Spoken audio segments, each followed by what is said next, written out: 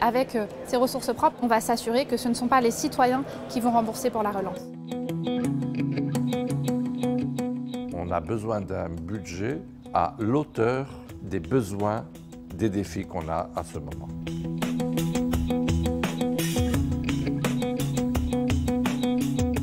Elle est financée, on dit, par ressources propres, mais que la vérité, elles ne sont pas des génuines ressources propres. La plupart de l'argent qui vient au budget, il vient des États membres. Et puis il y a d'autres ressources, c'est la ressource TVA ou une part des droits de douane par exemple. On a des grandes transitions à financer, la transition climatique, la transition numérique. Si on n'a pas de nouvelles ressources propres, ça sera grave. Pourquoi? Parce qu'on aura une réduction du budget en plus de 10% après 2027.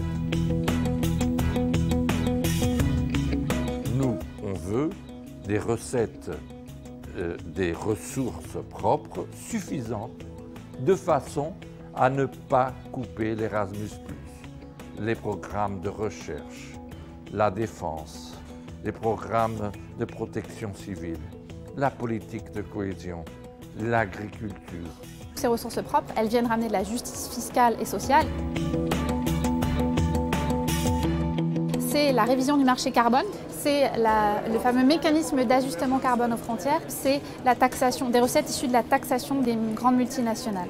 On parlera environ de 16 milliards d'euros par an, ce qui aide à l'objectif de payer le Next Generation EU.